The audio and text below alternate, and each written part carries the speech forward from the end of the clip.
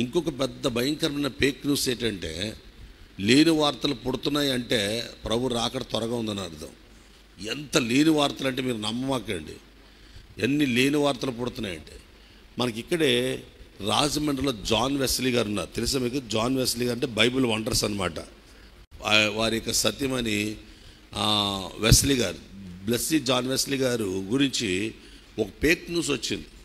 ప్రవీణ్ పగడాల గారిని చంపడంలో కరుణా సుగుణ అనేవాడు 10 లక్షలు ఆ తల్లికి ఇచ్చినట్లుగా ఈ మధ్య వీడియోలో స్క్రోల్ చేయడానికి జస్ట్ నిన్నటి నుంచి ఎక్కడో అమెరికాలో ఉండే బోండా రాజా ఎవరో ఉన్నాడు ఒక ఆయన అప్పుడు దాకా మంచి న్యూస్లు బాగానే చెప్తున్నాడు, అందరూ నమ్ముతున్నారని ఒక ఫేక్ న్యూస్ ఆయనకి చేరేశారు. ఆవిడ పెద్ద పాస్టర్ గారు అమ్మాయి హైదరాబాద్లో, నాకు తెలిసి ఆ జాన్ వెస్లీ గారు వాళ్ళ భార్య మేము ఎవరు మాట్లాడాలి, మాకు పరిచయం లేవు, అర్థమవుతుందండి. మన సంఘ పిల్లలు అక్కడ ఉండడం లేదా వారు ఎక్కడైనా కలవడం.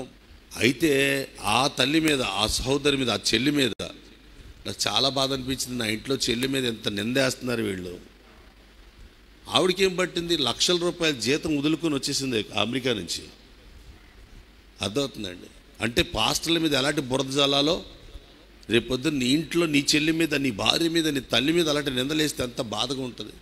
లేని వార్తలు పుట్టించి ఆ ఇంటిని గలిబిలి చేసేయడానికి, క్రైస్తవుల మధ్య చిచ్చు పెట్టడానికి ఎవరు బాగా వాడబడుతున్నారో వాళ్ళను తప్పుడు వ్యక్తులుగా చూపిస్తున్నారు.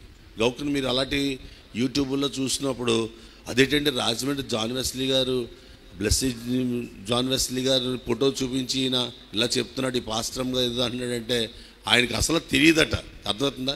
నాకు ఏంటి న్యూస్ ఏంటి అర్థం అవ్వట్లేదంటే నాకు చాలా బాధ అయిపోయింది. ఎందుకంటే ఎవరి మీద నిందలేసినా దాని గురించి ఆలోచిస్తాం కదా. కానీ నాకు బ్లెస్సీ జాన్ వెస్లీ గారు వాళ్ళు నాకు బాగా, అంటే మా అన్నయ్య జోసఫ్ పట్టావ్ గారి ద్వారా తెలిసిన, నాకు బాగా తెలిసిన విషయం ఏంటంటే ఆ తల్లి, ఆ సహోదరి ఒకవేళ ఏదైనా క్రైస్తవ సంబంధమైన విషయాల్లో చిన్న బోధల విషయంలో ఏదైనా ఇబ్బందులు ఉంటే ఆ బోధలు కూడా కరెక్ట్గానే చాలా వరకు వాళ్ళు తెలియజేస్తారు. కానీ ఈ 10 లక్షల రూపాయలు ఆవిడ తీసుకునేంత దౌర్భాగ్య పరిస్థితుల్లో పుట్టలేదు ఆ తల్లి. వాళ్ళ తండ్రి పెద్ద గొప్ప దైవజనుడు ఆయన. అమ్మా అర్థమవుతుందండి? ఈ లైవ్ చూస్తున్న వాళ్ళు కూడా చెప్తున్నా, లేని వార్తలు పుట్టించకండి. దైవజనుల మీద, వాళ్ళ భార్యల మీద లేని మాటలు జల్లొద్దు.